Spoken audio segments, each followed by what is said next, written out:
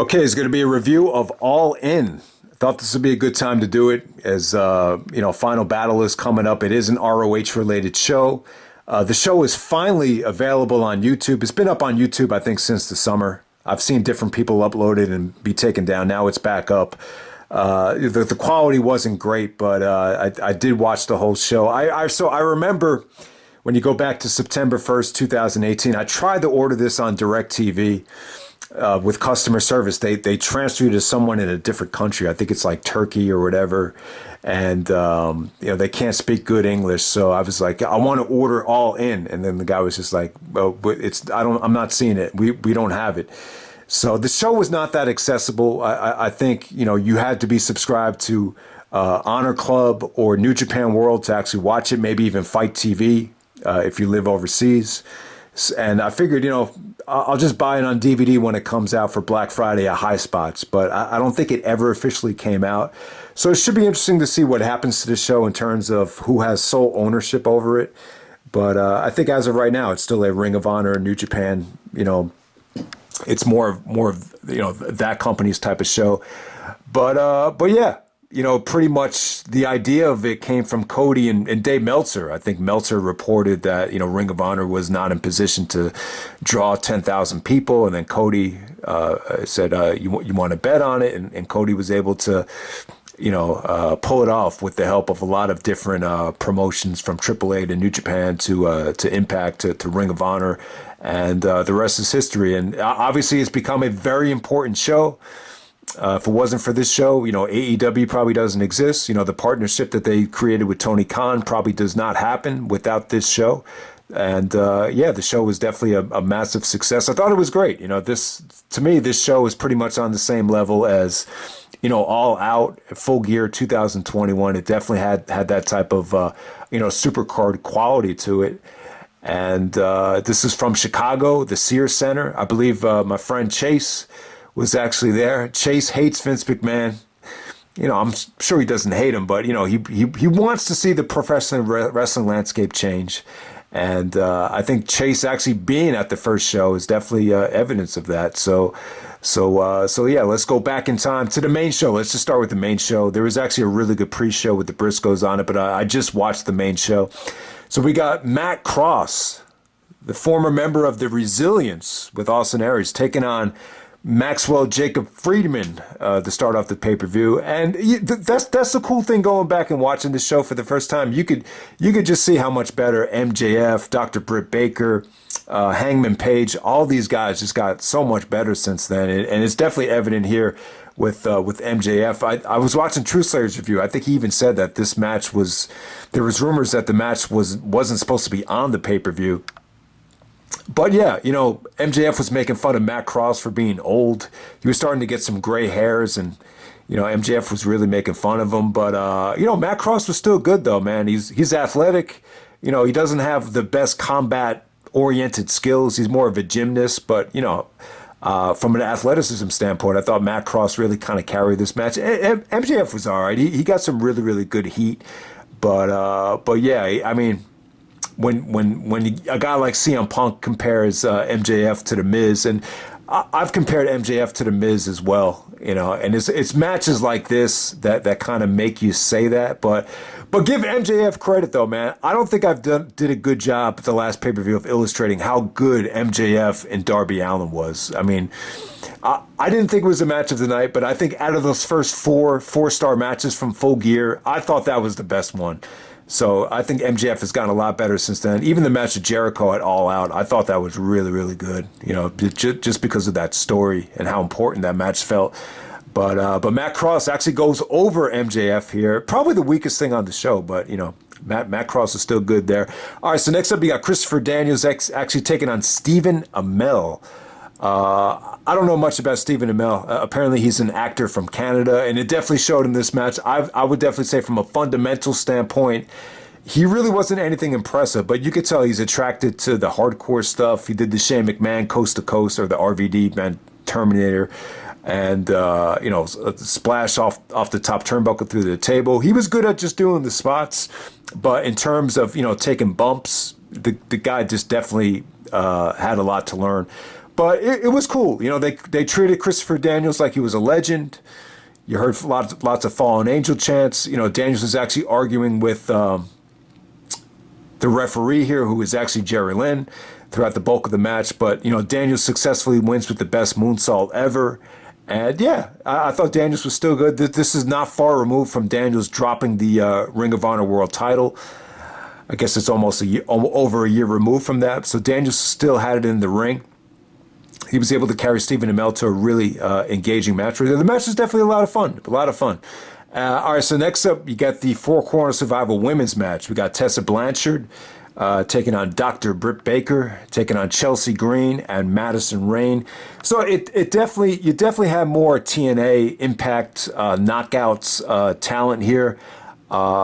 Great experience for Dr. Britt Baker, though. Out of all these women, you know, she's really the only one AEW has used. I remember when Chase and Trueslayer did the All Out review, that they said in the live experience for the show, there was a lot of we want Tessa chants, and then there was a lot of portion of the crowd saying no, we don't. So I don't know where Tessa is at right now, but she went over here. She looked very impressive. I thought she looked, you know, really, really good here. I mean, there was just a lot of beautiful sequences here. I thought all these girls actually looked good. They rocked the house.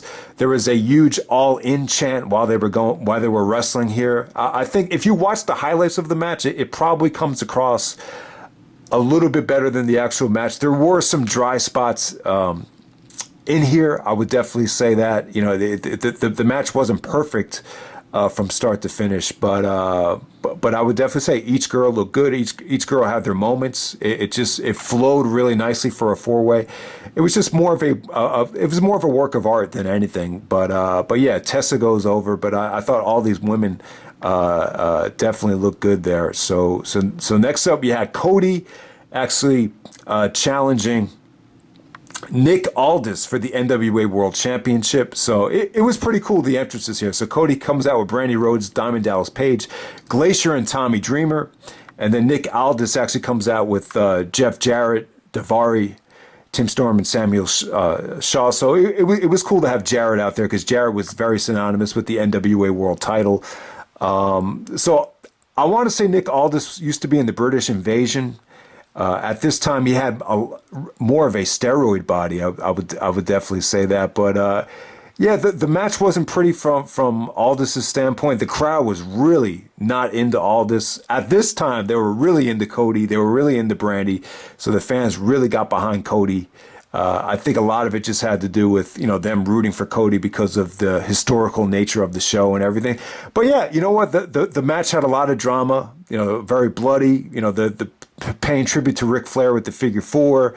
The finish actually featured Cody actually, you know, pinning Nick Aldis with the British Bulldog Bret Hart SummerSlam 1992 finish. So I thought that came off great. I just thought the match was very emotional, had a lot of drama. It wasn't pretty from start to finish, but it definitely had a good moment at the end there with Cody actually winning the NWA title. You know, the NWA title is in his blood because of Dusty, so it definitely made sense for a show this historic. All right, so next up you had Hangman Page actually taking on Joey Janela with Penelope Ford, the Chicago Street Fight. Awesome match right here in terms of spots, in terms of excitement, in terms of dangerous shit. This was probably the match that stole the show.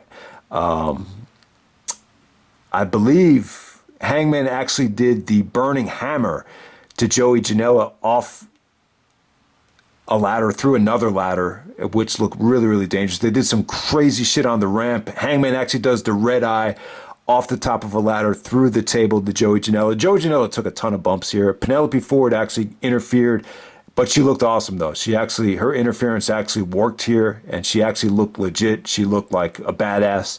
So that came off great. Hangman Page actually goes over. Joey Ryan comes out.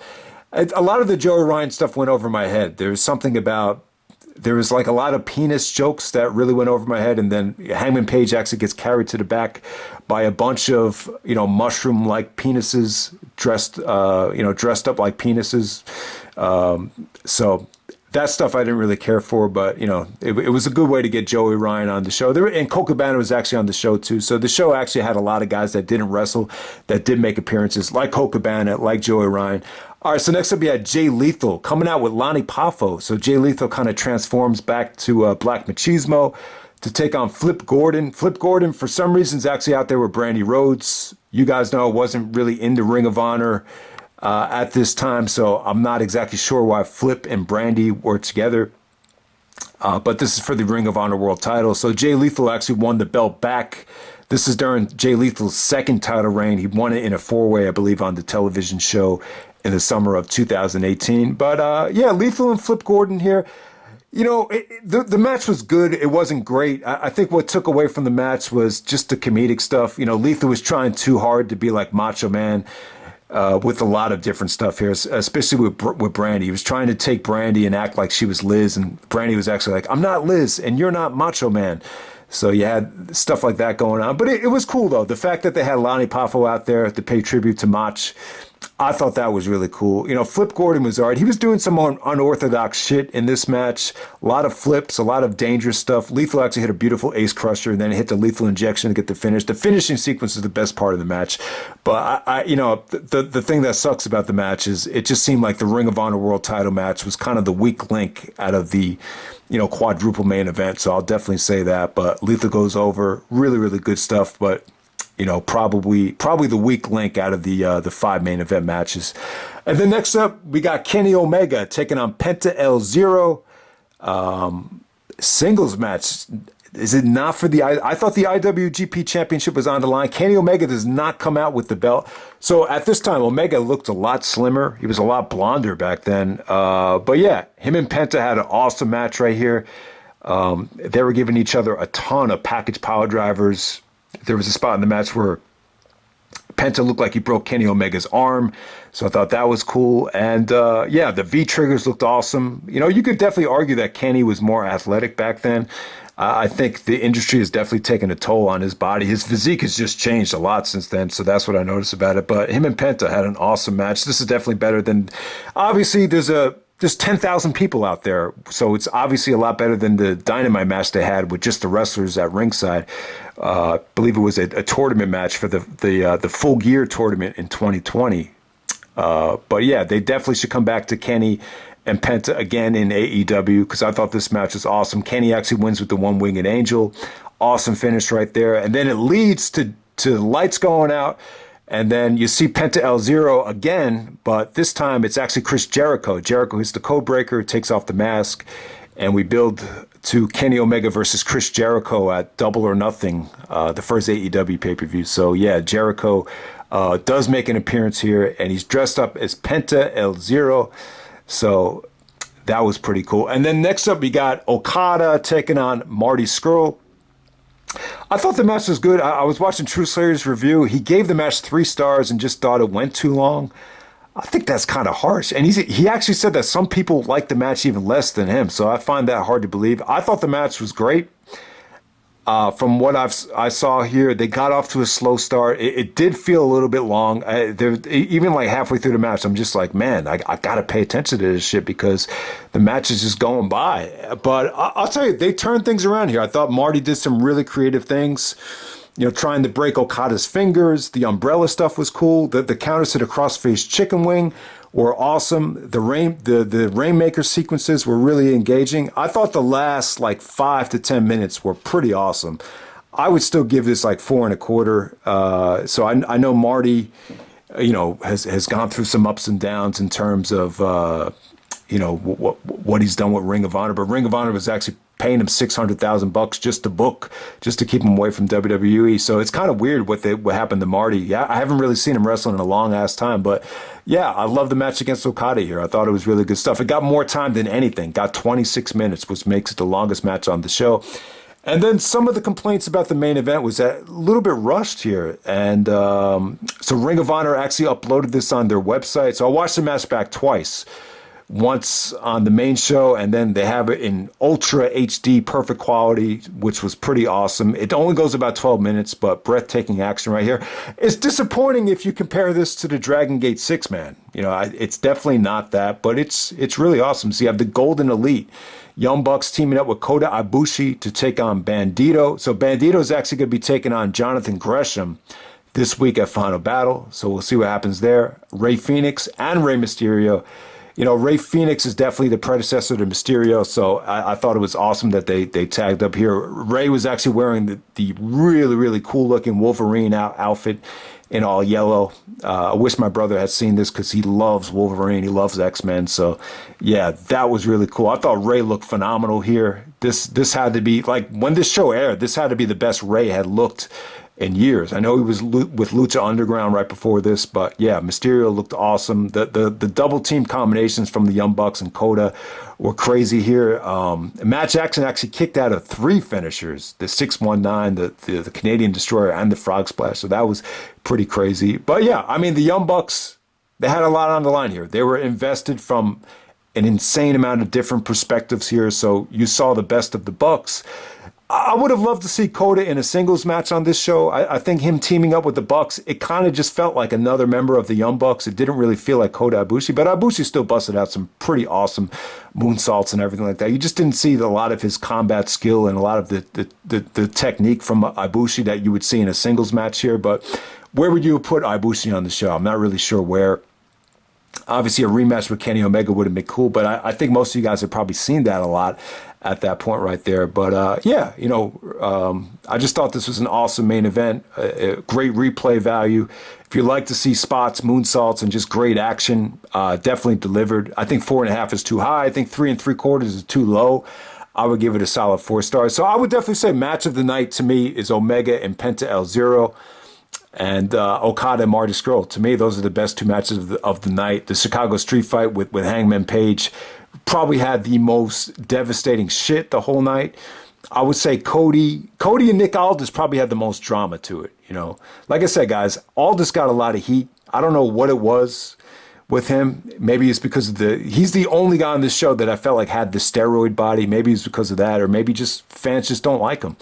But yeah, the NWA title match definitely was the most emotional, and yeah, I thought I thought this whole show was great. You know, by the time you get to the women's match, I thought everything was really, really good. You know, the first 2 matches were pretty average, but they weren't bad though. But yeah, that's All In, the historic show. Finally was able to watch it. And yeah, so if you haven't seen it yet, check it out on YouTube. And I'm out. All right.